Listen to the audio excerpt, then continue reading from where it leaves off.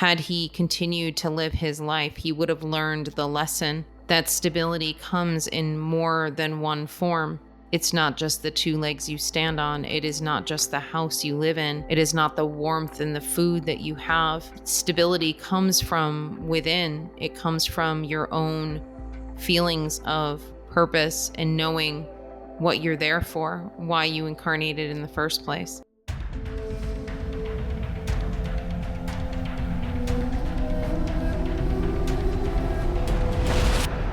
Welcome to the Akashic Recordings. I'm Annette DeLu, Akashic conduit, channel, and spiritual guidance coach. I want to thank you for joining me today. The Akashic Recordings is created through the cooperation of my clients who have agreed to have their sessions recorded. Of course, with their permission, I am able to share these beautiful sessions with you. If you are interested in booking a session with me, you can go to my website at infinitesoullove.com. If connecting to your heart, connecting with your angels and guides, as well as connecting to your intuition is super important to you, then this is going to be the workshop for you. Soul Discovery Workshop Online is now open. The registration is for 2 weeks only, and there are very limited spots available. We are going to be working together for 12 weeks, and you will be connecting with other like-minded souls, and we are going to practice your intuition. I am going to teach you how to connect with your most dominant clairs, to be able to connect to your spirit team, to connect to that inner intuition, to really open up your heart and be able to connect with others without fear and without wounding. I will also teach you how to access your own Akashic records. You will be able to go through and stop repeating patterns that might be causing challenges in your life at this time. So please join us. Registration closes November 19th, 2024. Olivia had come to me with some stories about her life regarding instability and the fact that she had felt incredibly ungrounded in a lot of ways throughout the course of her life. We also dive into her lifetime in ancient civilizations such as Atlantis and Lemuria. In addition to that, we talk a little bit about finding your own stability among life's chaos.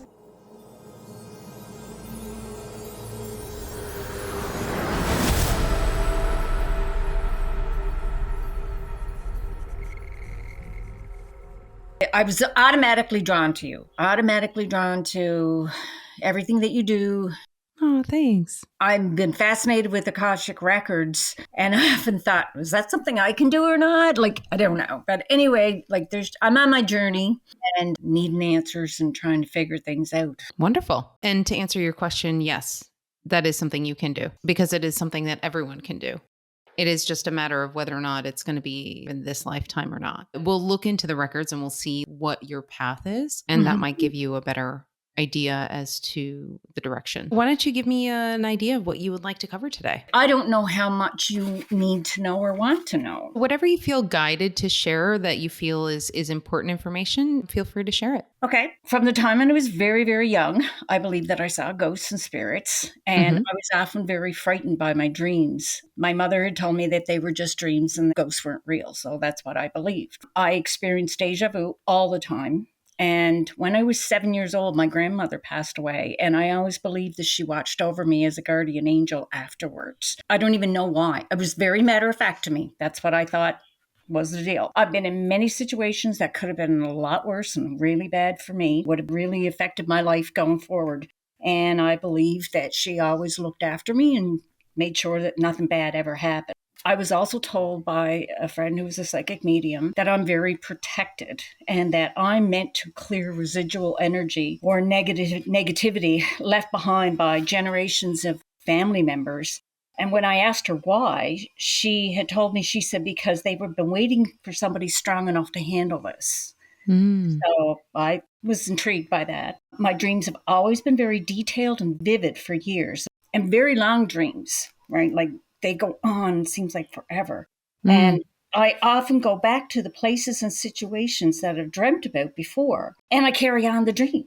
And in my dreams, I'm very aware that I've dreamt about this before, and I recognize the places. And even though I've never been there in my waking life, I know where I am when I'm in the dream, and I Yeah. know the house, and I'm often in this really large house or different things like that, but I'll know the house, and it's just very familiar. I often see things out of the corner of my eye. I know I'm seeing something. I've often thought it was my nephew Graham, and I'm like, Graham, if you're there, I'd like to see you, but I've never seen anything further than that. And I have a really good sense of intuition. I can tell when somebody is good or bad for me. Since my first reading, I've put together many signs that Spirit is trying to do, reach out to me. Yeah, some very interesting things happen that I have no other explanation for except for the fact that Spirit's trying to give me a message, but I haven't gotten it all. I was raised as a Catholic, and of course I fell away from the Catholic religion because there was just too many of the doctrines that didn't make sense to me. I just said, no, God doesn't punish you the way that the Catholic Church tries to tell you, and it didn't jive with me at all. I think my real spiritual awakening has happened this year, but I couldn't pinpoint when. And I know now that I have gifts, but I don't know how to use them. Now, my mother had a very strong mind and believed in the power of the mind, but she would never, ever say, oh, I have gifts, and not that'd be too woo-woo for her and go against the Catholic Church, right? I'm in my third diagnosis for ovarian cancer, and I have survived stage 4 colon cancer 2 years ago.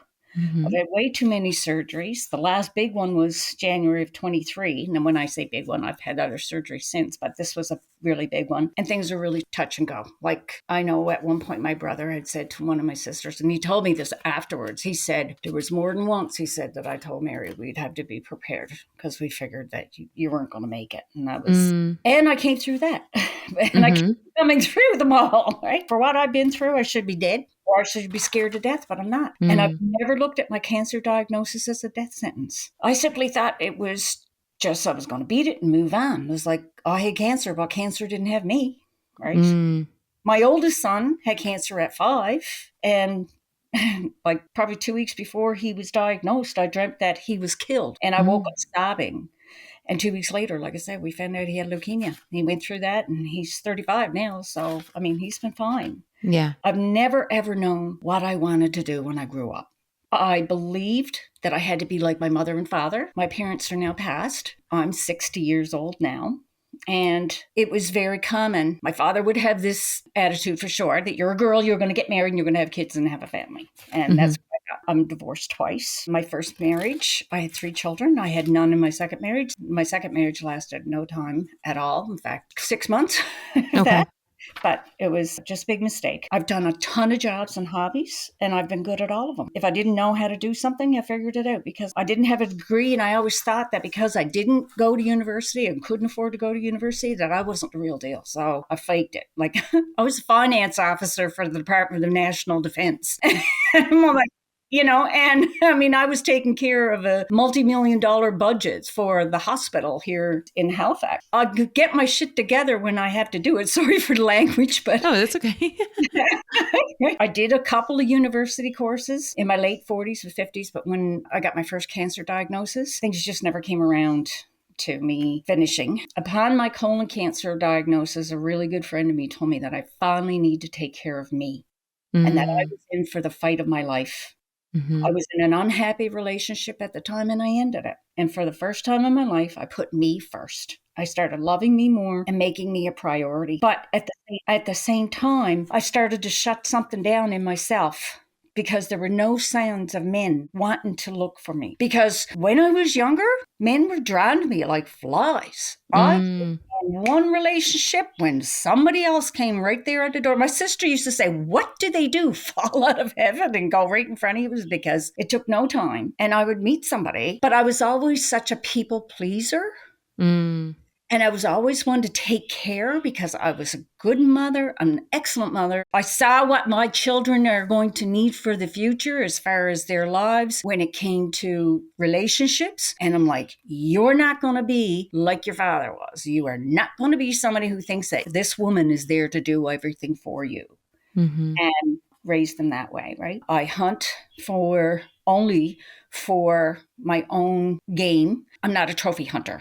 And I use everything that I use. And I won't hunt something if it's not something I'm going to use. I make soaps. I played hockey, but right now I'm feeling like I'm floundering around, not knowing what I'm supposed to do. I know that I have a purpose, and since I haven't died yet, I haven't figured it out or I haven't done it yet.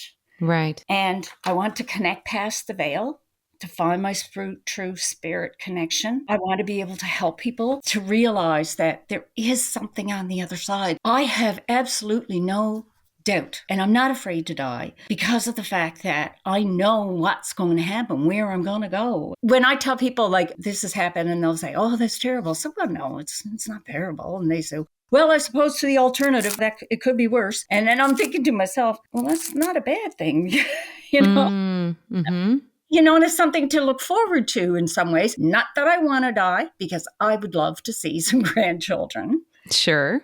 and live that part, you know. And like sometimes I'm wondering, like, am I paying back karma? Because my first marriage was extremely hard on me as far as I had so much going on. I had child after child after child, like bang, bang, bang. Mm-hmm. My oldest one had cancer. I had a husband who thought that everything had to be done by me. Like he would come home and sometimes he thought it was funny to run his finger along something to see if there was dust, to see if I did anything today. And I just knew that I don't love him. I hadn't loved him for a long time. Once that happened, I can't go back. We all make mistakes. We all do things that we shouldn't do or whatever. Even though in my heart and soul, I knew I wasn't listening to my gut.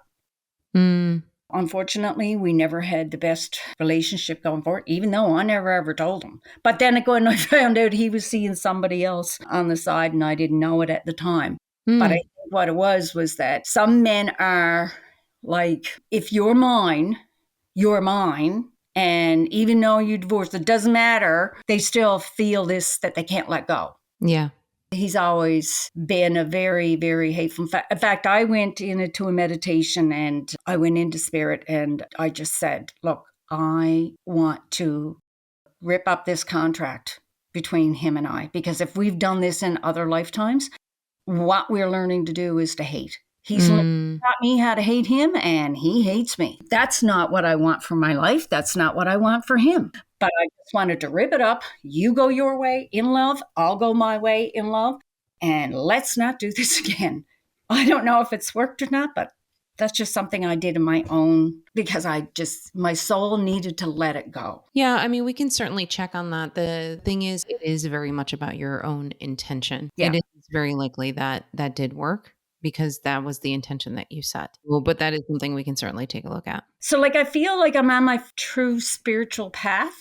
And that I have gifts to offer. I want to know what my purpose is. What was the purpose of so many relationships that came my way? Like there was something I was meant to learn.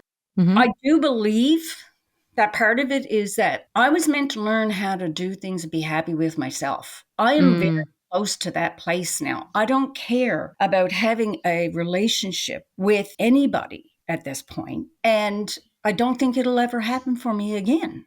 And am I going to be clearing energy for past family members?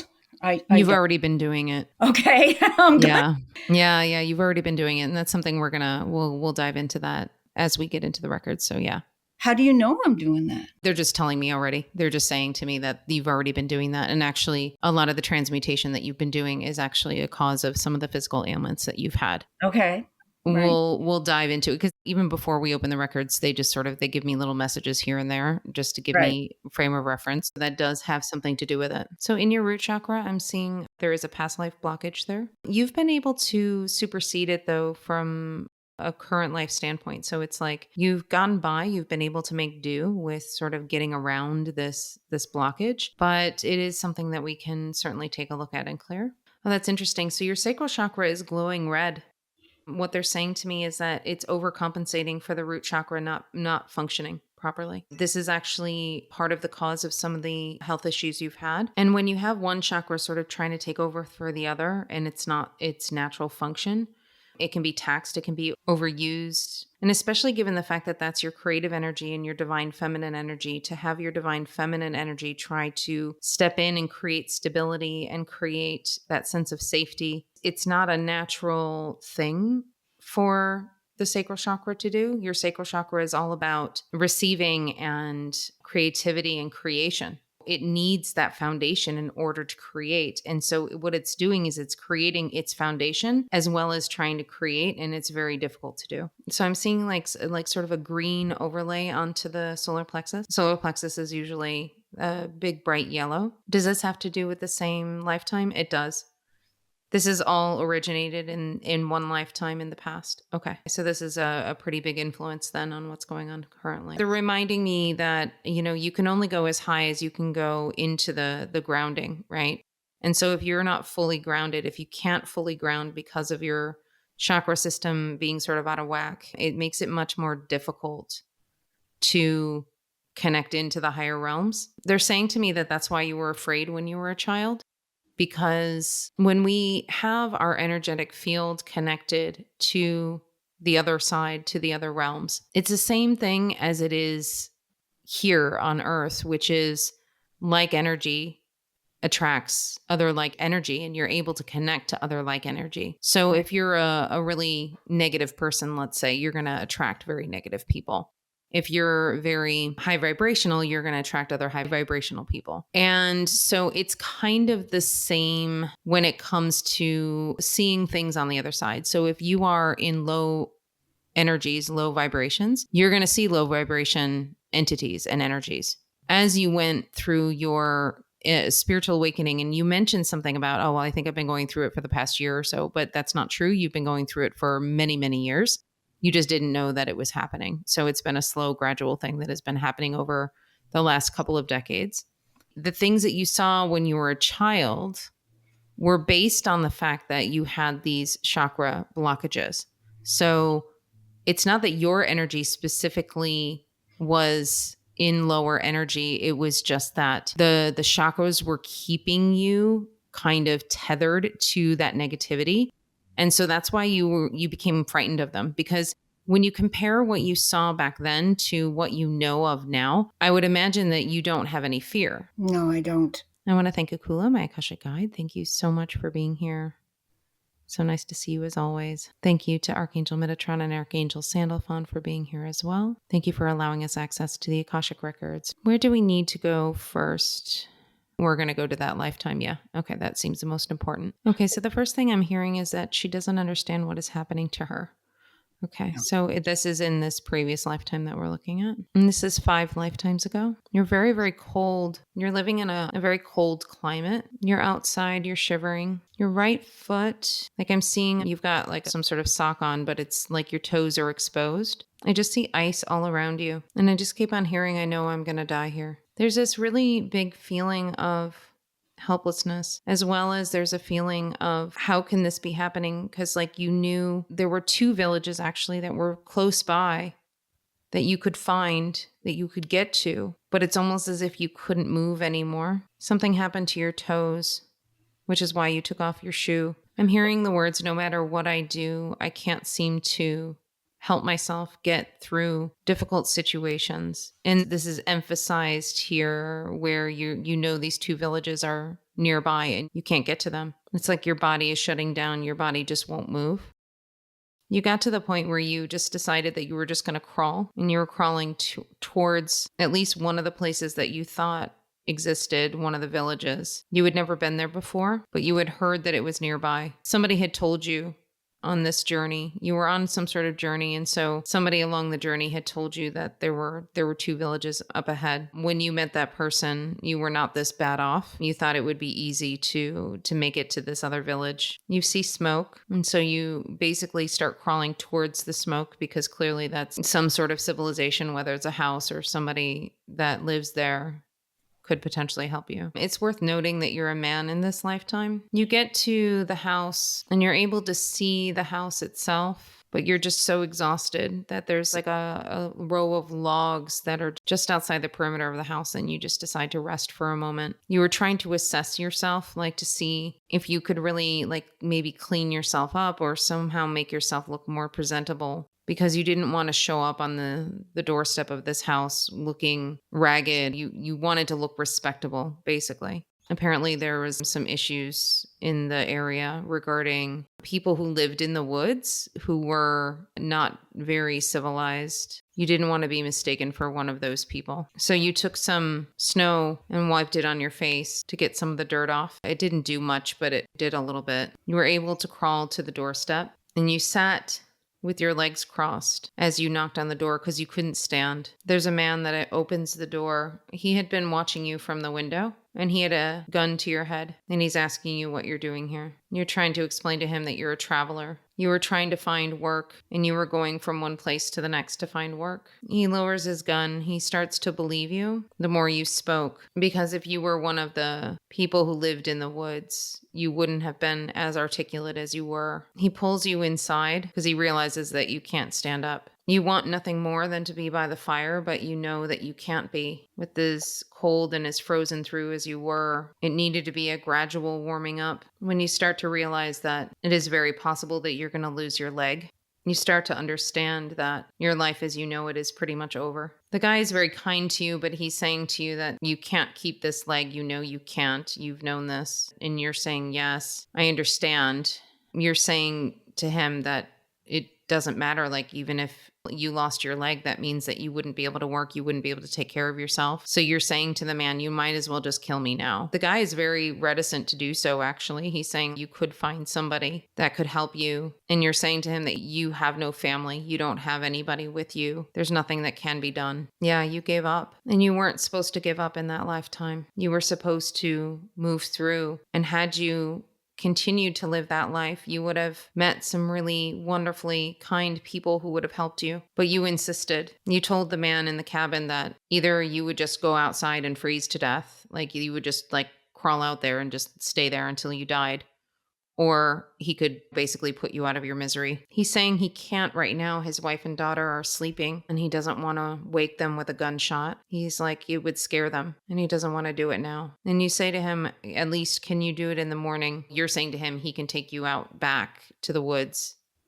and do it there. And he agreed. And so the next morning, before the wife and the child woke up, you both went out. He dragged you out to the back of the cabin. He told his wife he was going to go do some hunting, and he leaned you up against a tree and he shot you. So can we see what the connection is with the root chakra and the blockages we saw? The whole purpose for us showing you this particular lifetime is that the root chakra has been affected by the fact that in this previous lifetime, previous version of herself gave up and didn't understand that there was an ability to create stability where he saw none. Had he continued to live his life, he would have learned the lesson that stability comes in more than one form. It's not just the two legs you stand on. It is not just the house you live in. It is not the warmth and the food that you have. Stability comes from within. It comes from your own feelings of purpose and knowing what you're there for, why you incarnated in the first place. And if you cannot connect to that portion of your soul, you might see a life as futile or a waste given what has happened. But it would not have been a waste had that version of her decided to live out the rest of the life. It's about cutting the life short where it doesn't need to be. Yes, there are challenges. Yes, there are things that people struggle with, but it is what enriches their experience. That particular experience was something that she had signed up for in that lifetime. She knew intuitively that that was going to happen to her. So the lesson is to learn how to live without stability, how to know how to find your own stability within yourself, even if every outside factor looks unstable. This is something that you have been working on for the last several lifetimes. This is part of the reason why you don't feel scared to die. This is part of the reason why you feel that you can beat anything, because you have been able to really find that stability within yourself. Do you have any questions about that? Not really. So much of it is amazing. I could identify so well with some of the things that you were saying. Like when you said that I was trying to present myself and I was trying to clean my face, cleaning with the snow. That is such to me, in the way that I live now, like if I'm out in the woods and stuff and I, get dirty, I would wash myself with snow.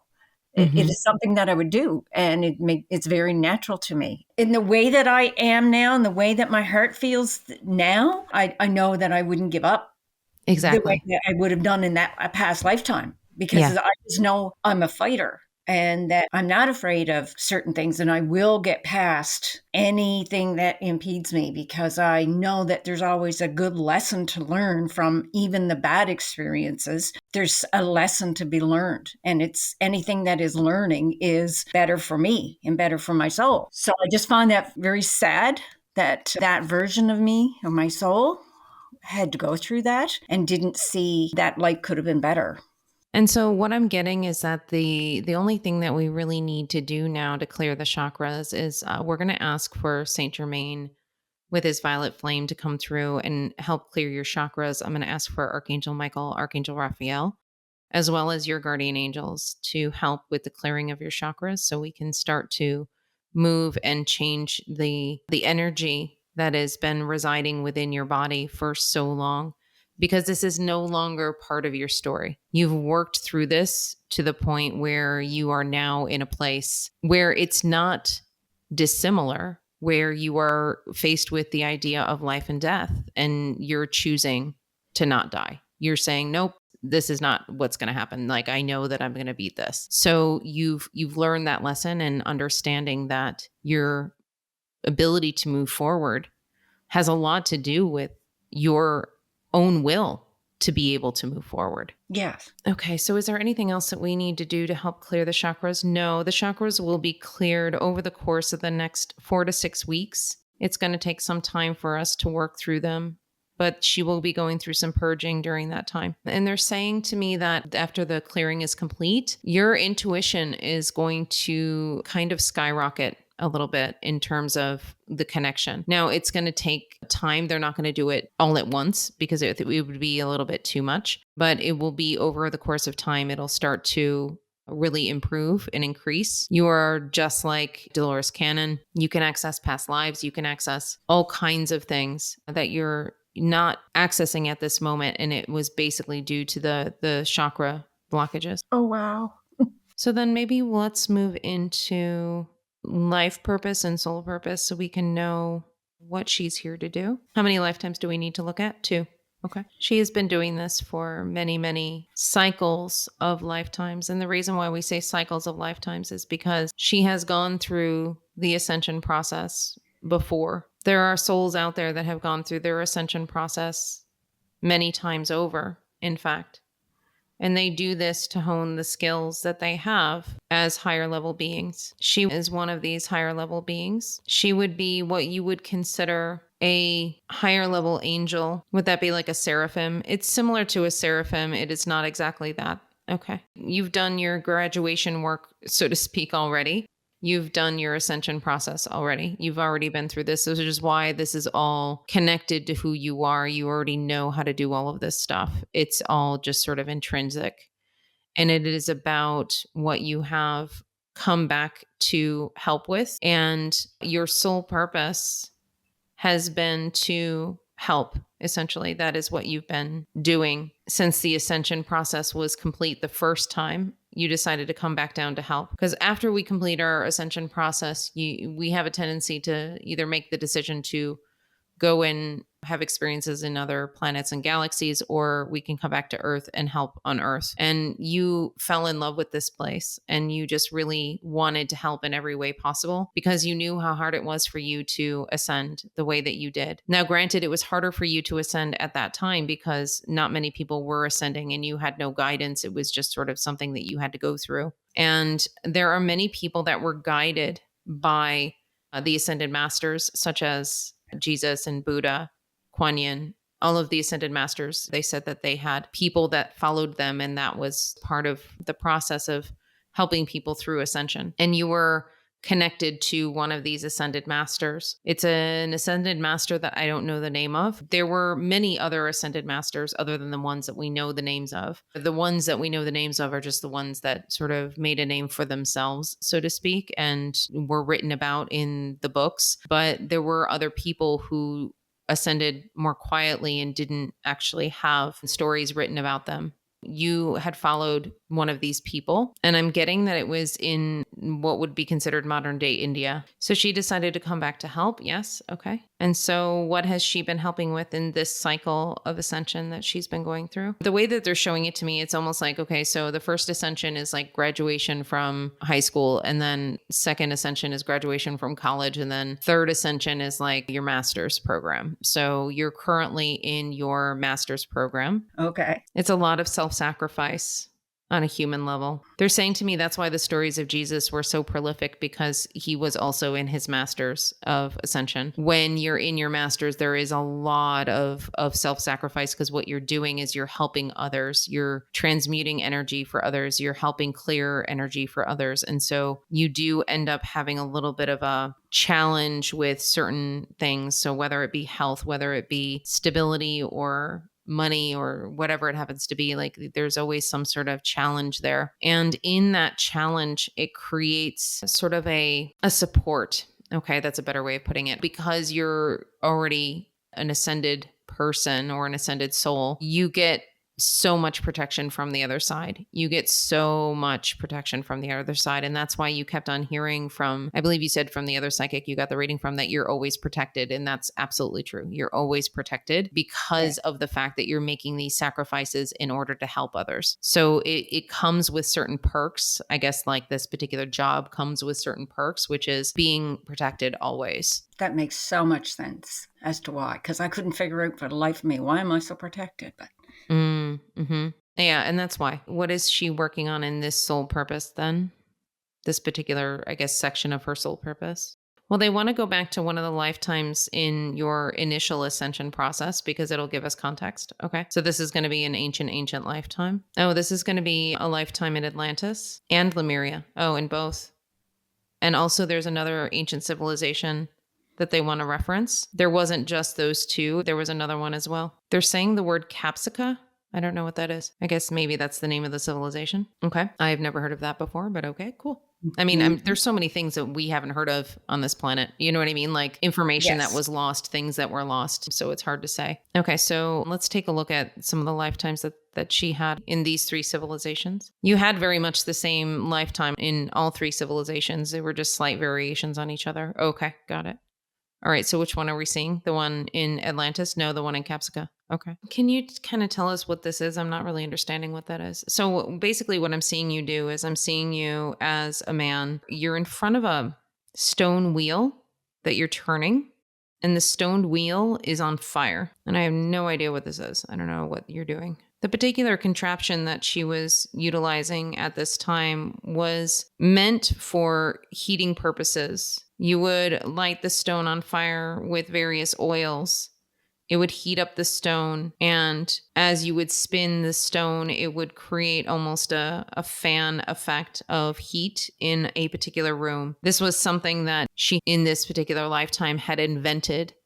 She had created this way of heating and this way of creating comfort in a particular space. Stone dwellings where this particular village were incredibly cold in the winter. And so to find a way to heat them was very important. Up till this point, the main source of heat was from a central fire. And anytime you left the central fire, it would be an incredible temperature difference. So the idea was to have these stone wheels at all corners of the space and have them moving autonomously to create the heat. The problem was that they were messy. They were difficult to light. It took a lot of oils for the flames to stay on the stone. But this was something that her soul did on a regular basis, was try to come up with new inventions to help give comfort to the people who maybe didn't have the abilities and skills that she did. She would travel from village to village problem solving. She would look at the problems that the village had and she would try to come up with solutions to those problems. She was not the only person to do this. There were many of these souls that were there to help. It was almost like there was a family of them, and that is part of her soul family. All of these souls were here to help. The nature of her soul is a problem solver. That is what she does. So whatever resources she needs in order to help solve these problems, that is what she is provided with. That is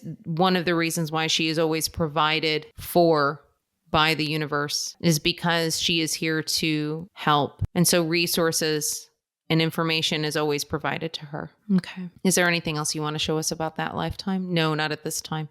Okay. So she did the same thing in Lemuria and Atlantis as well, which is problem solving. Yes. It was slightly different in the other civilizations.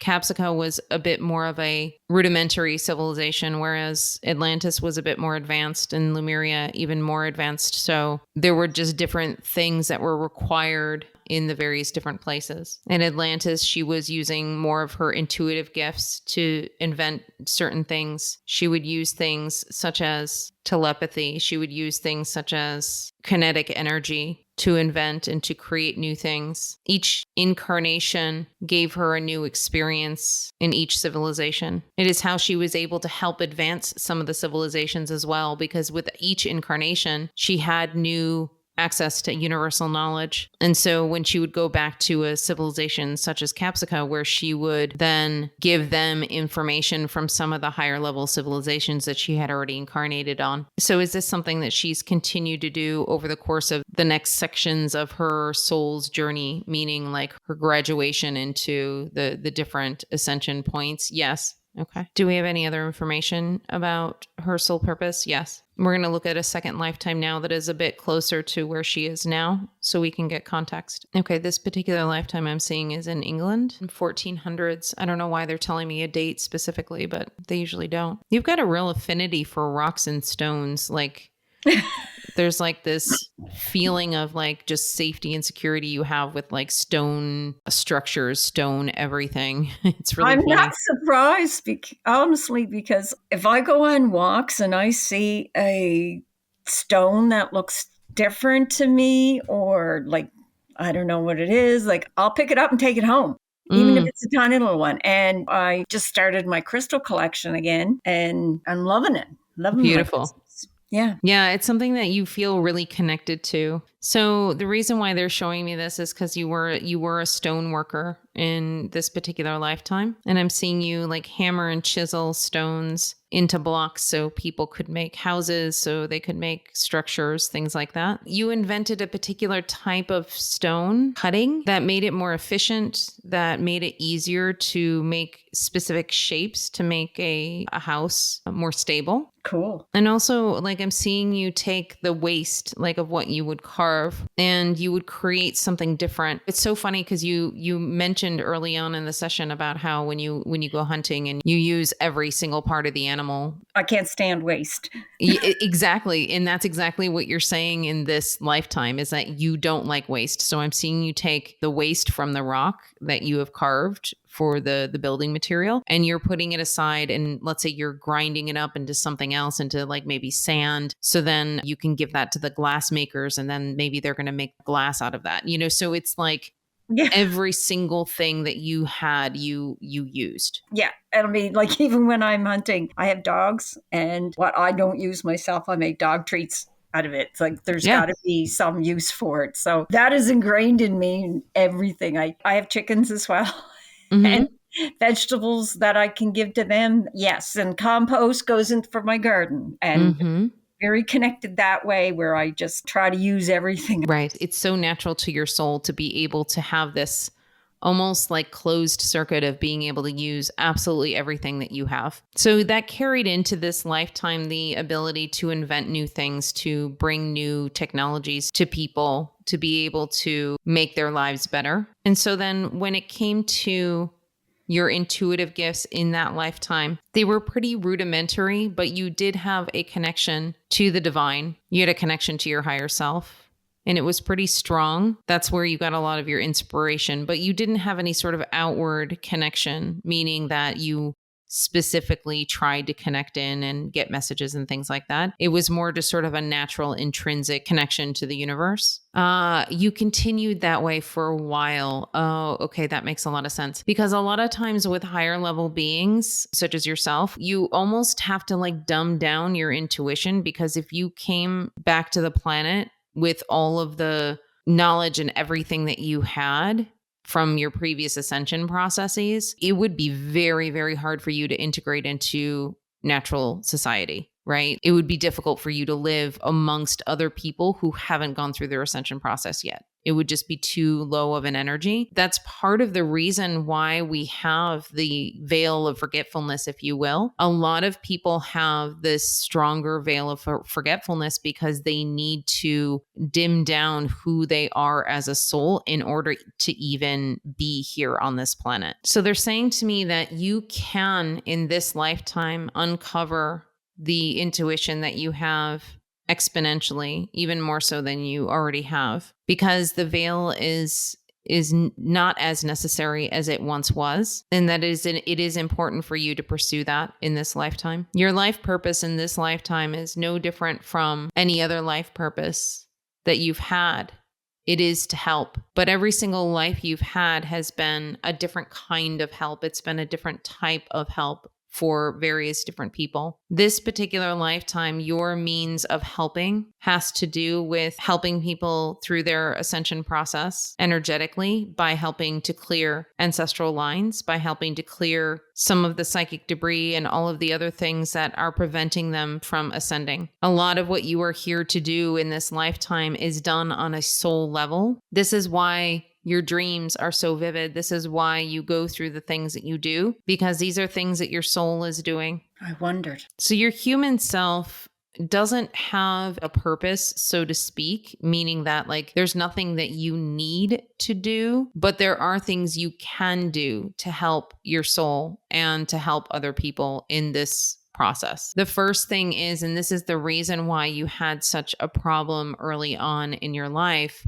was that one of the things that is necessary for you to be able to do this job on a soul level is to take care of your human body. And they're saying to me that you didn't really catch on to this until later on. True. Once you learned and once you realized that you needed to take care of your human body, that this is the reason why, because all of this transmutation and clearing of energy and everything that you do on a soul level takes a really big toll on the physical body. It's something that is super important for you to do. Listening to your body, listening to your soul, listening to what you need in any given moment. So they're saying to me right now, your job from now until the rest of your life is to put yourself first. That's very cool. Mm-hmm. That's what I have been doing. I've been putting myself first.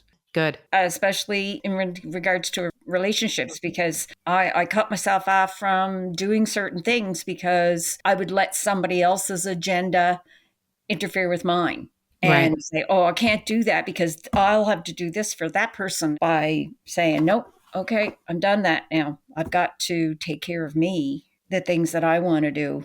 That's why I think one of the reasons why I probably thought to myself that I don't really want another relationship in my life. It'd be great to have someone to come around and help, but I don't want to put myself into a situation where I would fall back into that. But I don't think I would at this point. The challenge at this time with another relationship for you has to do with the fact that you have now started to uncover your divine nature more so. And they're saying to me that, and I'm getting chills now as a confirmation, it's not that you are no longer desirable. It is just that in the past, you were more rooted in your humanness. And so it was easier for you to attract various different partners. As you found out, a lot of the partners were not necessarily aligned for you. And so now that you're stepping into your divinity, it does become a little bit harder to connect with other people in terms of having a partnership. Now, it's not to say that you wouldn't necessarily find somebody that would be along the same wavelength, but it does make it fewer and far between at this moment. Now, it won't be the case as people ascend more and more. Then it's going to become much more common to be able to find somebody in your energetic resonance. It's not to say that it couldn't happen. It's just that it is not necessary for you to lower your energy anymore to be with somebody else. Yeah. Okay. So let me ask you this. Do you have any questions about your soul purpose and your life purpose? There was one question that I did have, because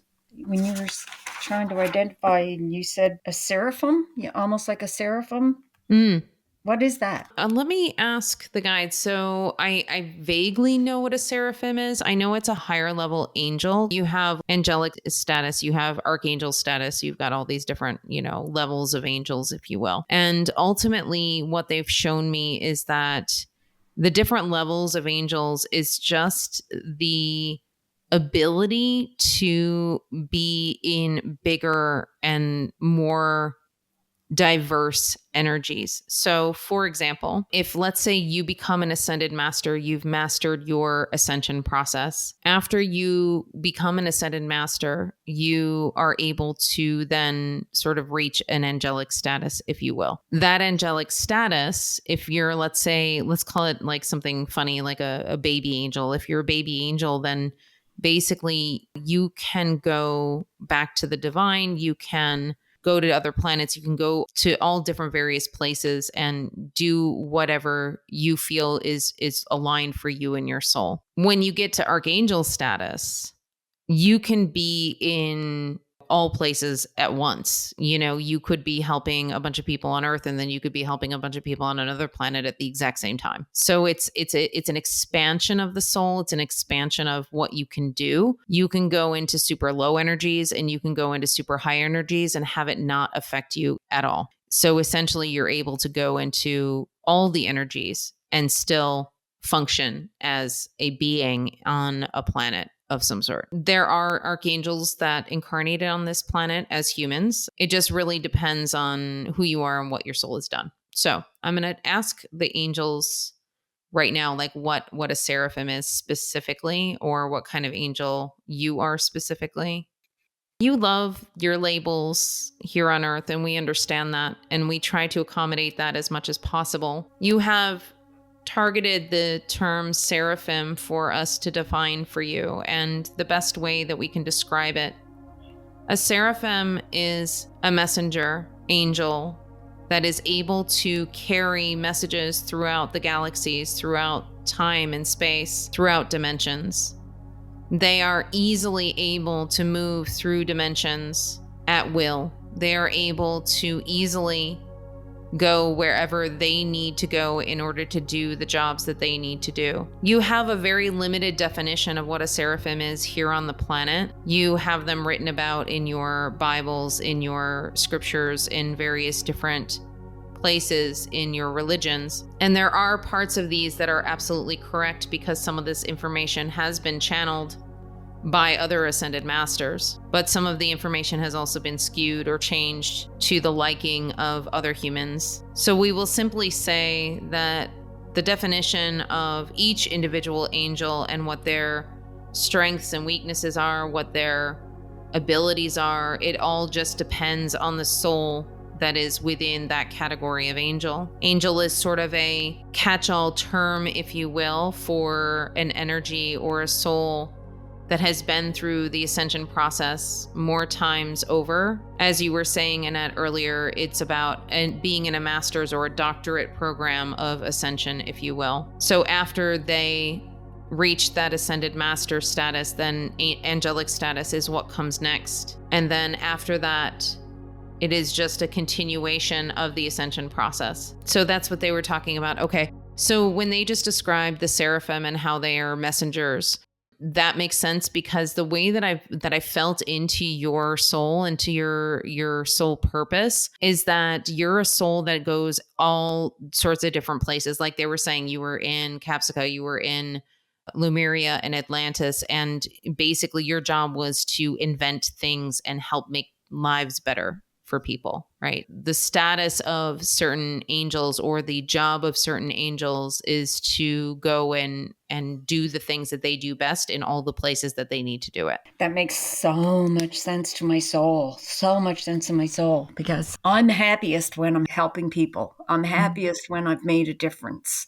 to improve something for somebody in any way. That's why I give a lot of stuff away. I make homemade soaps, and as small a thing as that is, there's no chemicals in it. It's all natural. I'm using all essential oils that are all natural and things like that. And people are loving it and enjoying it. And I make baby soaps.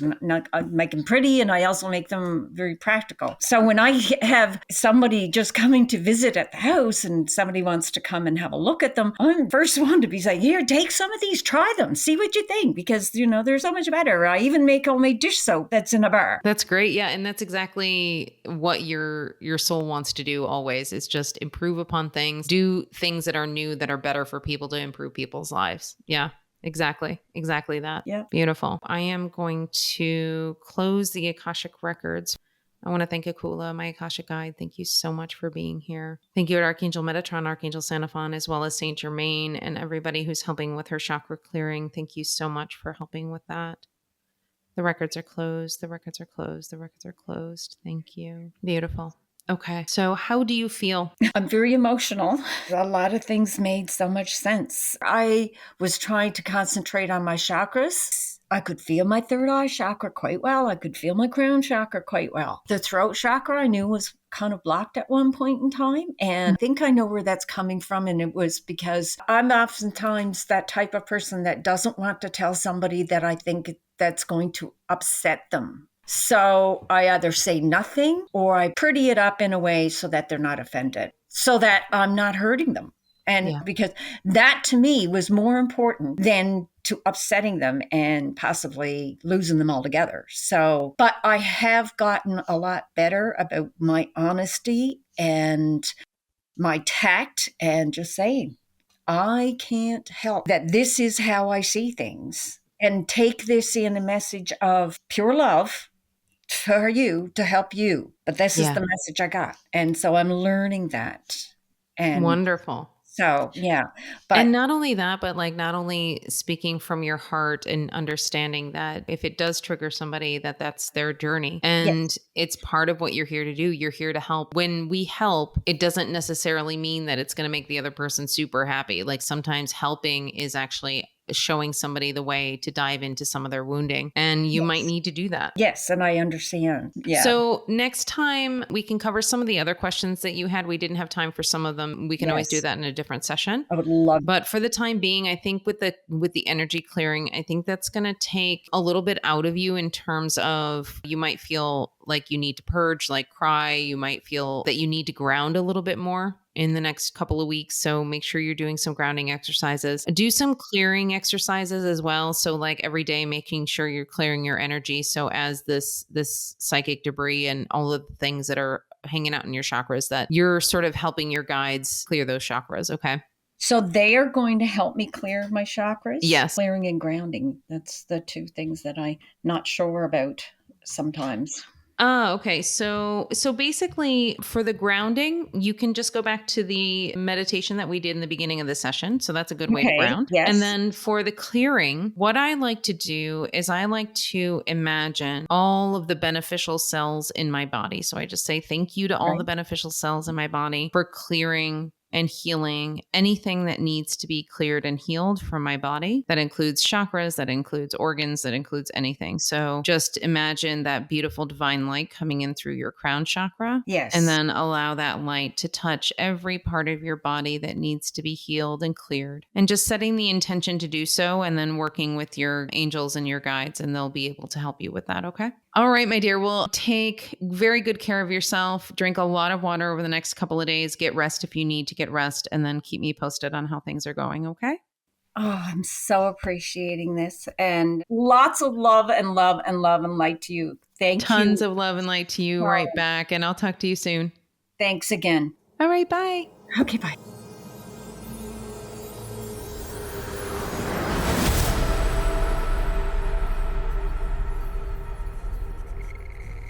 I would like to thank Olivia for sharing her experience with us and allowing us to record it for the podcast. This session with Olivia was very layered with a lot of nuance of various different subject matters.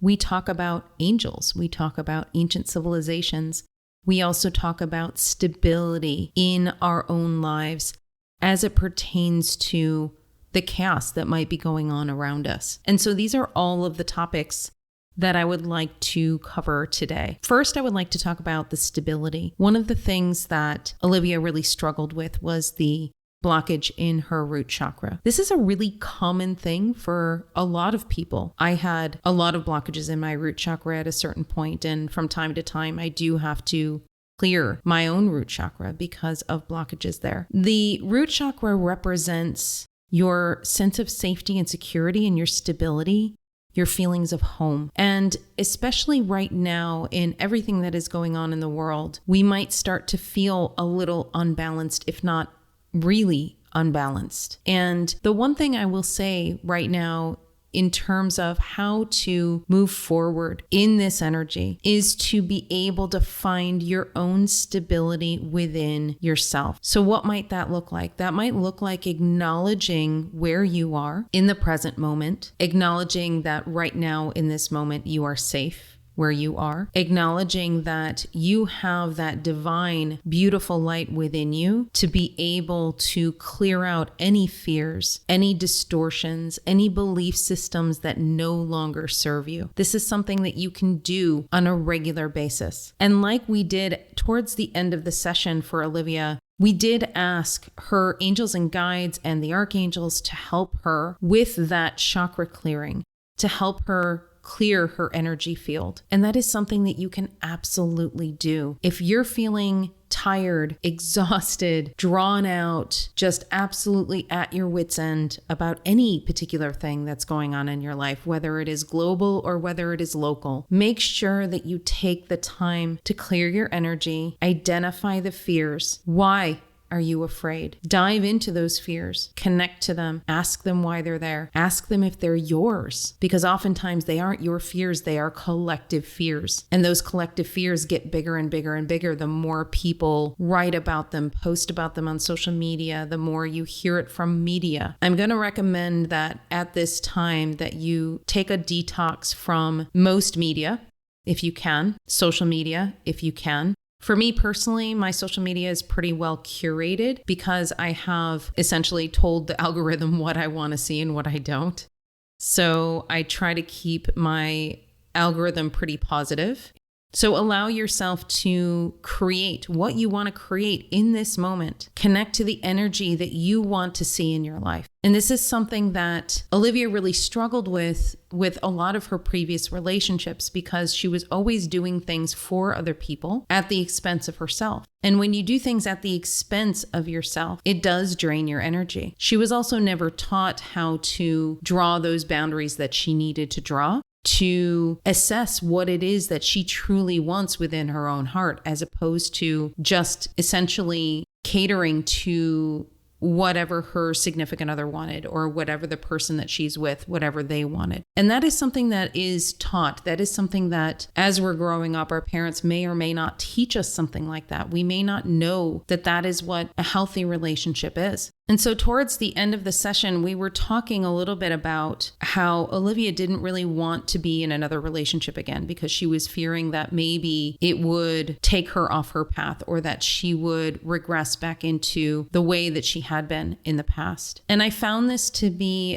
a very common type of fear that most people have when they're on their spiritual journey. One of the things that is incredibly common as well is when you are on your spiritual journey, that most people have a tendency to be single on their journeys. Or if they're not single, they go through their growth. And then after they come out of their growth, if their partner has not grown with them, that partner will likely fall away. Because your energies have changed so much and maybe they're so far apart that they no longer resonate together, that relationship will eventually fall apart. So that's something Olivia was sort of talking about, is that she didn't want to have her energy being brought down by somebody else who maybe is in lower energies, or like some of the previous relationships she had been talking about that are having an effect on her in a negative way. The thing about relationships after your spiritual awakening has already begun, and let's say you've been on this path for a really long time and you've been doing your work, it's not to say that you can't ever have another relationship again in the romantic sense, in a partnership sense. It just means that you need to be discerning about the people that you do let into your life. Are they lifting you up? Are they helping you to grow? Are they growing themselves? Are they actually on their path as well? And are they doing the work that they need to do? And that is one of the biggest differences with Olivia, is that she had always been used to doing the work for them or doing things for her partners, and not necessarily being able to focus on herself and not being able to focus on her own growth. And that is what a healthy partnership looks like, is you both are working on your own individual growth. You both end up helping each other grow. And whether that's through triggering each other or whether it's through other means, it is a way in which you can help each other move forward. And that is what you are searching for in a partnership as you go through your spiritual journey. And this is a reminder that if you are in a connection already and it seems to be working and you're on your spiritual path, but the other person, let's say, isn't necessarily on a spiritual path, but you're still growing together and you're still doing the work and you're still challenging each other and you are still wanting to make this work. I'm not saying that that cannot work, because a lot of times people can be on their spiritual path without being spiritual, if that makes sense. People can actually walk the path without talking the talk. So keep that in mind as well as you are going through this process of partnership as you go through your spiritual journey. The one thing that has been going through my mind over the course of the last few days has been the amount of separation energy that is going throughout the collective right now is pretty strong. The amount of energy of I'm solidly in my belief system and I am not moving out of it. The rigidity, all of the things that have been going on collectively is having a pretty big effect on everybody's energy in general if you are not careful. So I want you to make sure that in the coming weeks and in the coming months, that you are paying attention to your own energy, that you are clearing your energy, that you are not taking on other people's energy, that you are making sure that you are going forward in your own life in love with a clear mind and understanding that what you can do is make all the difference in the world for everyone that you come across if you are able to be in your balanced, beautiful, divine state, regardless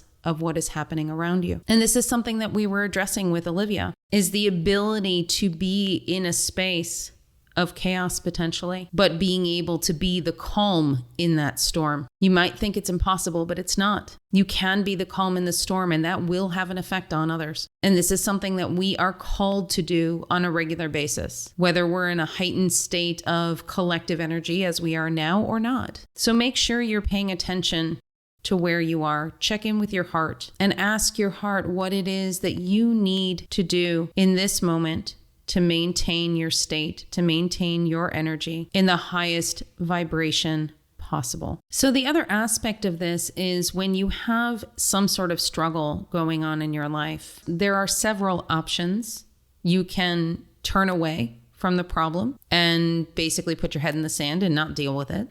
Or you can start moving through that challenge, or you can look at that challenge as a way of redirecting you towards something that is better for you, that is in your higher good to experience. And so even though it might take you a while to understand that maybe this challenge is showing you something that you need to either overcome or move through, it is something that fully does enrich your earthly experience. When you think about the challenges that you've had in your life, think about how many of them have made you a better person, made you a stronger person, changed you fundamentally. You have the ability to move through those things. Now, the thing about challenges is you have to be able to have the tools to move through them. You have to be able to have the support, and you have to be self-aware of what is being connected to in your body, in your energy field during those challenges. So for example, of course, I have had challenges in my life, and I just had this realization recently that for the last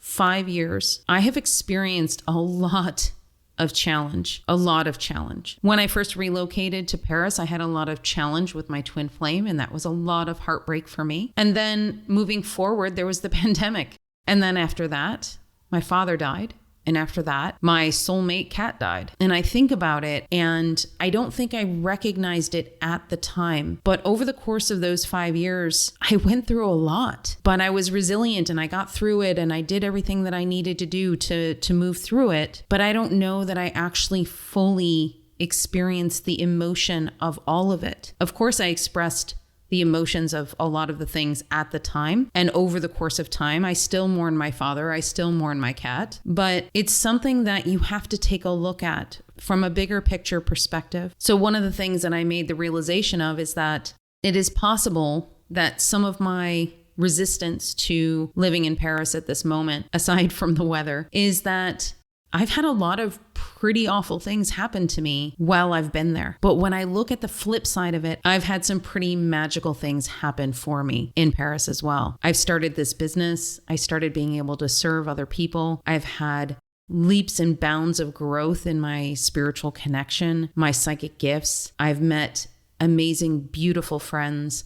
I've had amazing times. It's been a gift. And so not only have there been really, really challenging things that I've experienced during the last 5 years, but I've also had just as much, if not more, magic. So when I look back on the entirety of that experience, I have to acknowledge the fact that the good definitely outweighs the challenges or the bad that happened. And those challenges were there for me to be able to move through some of the things that I needed to move through that were maybe past energies, old energies that needed to go away. So pay attention to those places where maybe you've had a really hard time. Maybe you've had a really rough go over the last several years, and you're just not seeing any light in sight, or you're not seeing any relief insight. Try to acknowledge the feelings that you have inside. Try to acknowledge how you feel in this moment and let those feelings out in any way that you possibly can. For me,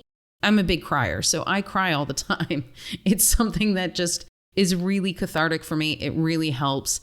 And when I'm done with my big cry session, I feel a whole lot better. There are some people that don't like to cry, or they're not big criers, and that's totally fine. So how do you get those emotions out? Well, you can write. You can write in a journal. You can write those things down. You can do things like EFT tapping. You can do acupuncture. You can do any sort of modality that allows those energies to get out of your body, to allow those energies to move through your body. That is a lot of what we were talking about in the session today, because with Olivia, she had had a lot of physical ailments. And part of that had to do with the fact that because of her status, so to speak, as an angelic, she was really doing a lot of transmuting in the 5D. She was doing a lot of transmuting on a soul level, and it was actually taking a very large toll on her body. And so she needed to learn how to take care of her body as well as her energy field. I am encouraging you right now to make sure that you are doing this. This is something that should be part of your regular practice, whether it is to go to an acupuncturist or to an energy healer or to a practitioner like myself who does Akashic record readings. It doesn't matter who it is. Make sure you are doing this on a regular basis to be able to move through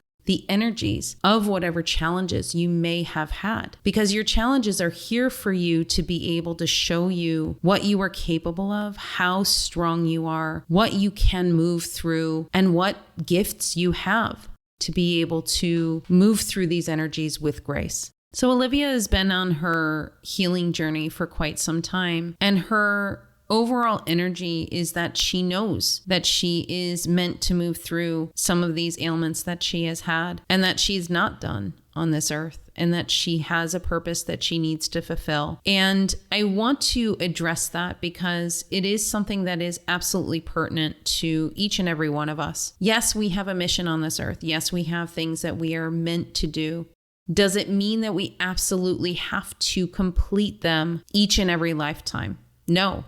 And we certainly don't complete them each and every lifetime, because otherwise we wouldn't be coming back here and, clearing soul contracts and vows from previous lifetimes, because If we had complete everything and everything was tied up in a nice, neat little bow upon our crossing over, then everything would be much more stable and would move forward in beautiful energy all the time. So there is an element of this that is about your own will. And that is what Olivia was stating, is that her own will is that she is here to serve and that she is here to help others. And she wants to be able to move forward and do that. And so because that is her will, she will do that. She will heal herself and she will move forward. That is something that you have to understand, that it is your choice. It is within your own soul's knowledge what you are here to do and what you are wanting to do as a human. And are those two things aligned? And if they are aligned and that you're saying, yes, I want to serve and I want to do the things that I came here to do, then Spirit will guide you to exactly the things that you need in order to heal your body, in order to clear your energy field, in order to be able to be strong, to do the things that you came here to do. And that is the difference between, let's say, this particular period of time versus ancient times or older times when maybe we didn't have this knowledge that we could work with Spirit, that we could work with our soul to be able to create the most optimal situations for our experience so we can accomplish the things we came here to accomplish. So take advantage of that. Take advantage of the fact that you have this direct connection and you have this knowledge to be able to connect in. So pay attention to your heart, pay attention to what your soul is trying to tell you. Always ask your angels and guides for assistance every single day, and make sure you are paying attention to you, your energy field, your needs, and what you can do to show up every day in beautifully divine, balanced energy. Thank you so much for everyone who has been listening. This is the last episode of this season, and I cannot wait to join together again in the next season. I'll be taking a couple of months off from the podcast as I am going to be focusing on the course, the Soul Discovery Workshop. If you haven't registered and you're on the fence, make sure to head to my website. You can get all of the information there. Registration is open for another 9 days, so make sure you head there as soon as possible and register. We only have a few spots left. I'm sending you tons and tons of love, and if you feel like you need a one-on-one session, do not hesitate to go to my website and book there as well. Take care, and I'll talk to you soon. If you're enjoying this podcast, it would be really amazing if you could like, share, and subscribe. Wherever you listen to podcasts, whether it's Apple or Spotify, feel free to give it a review if you feel called. If you are following me on YouTube, make sure you subscribe and hit the bell so you are notified for every single new episode of the Akashic Recordings. If you feel called to book a session with me, you can always reach me at infinitesoullove.com, and you can book directly on my website. Thank you so much for all of your support, and I can't wait to connect with you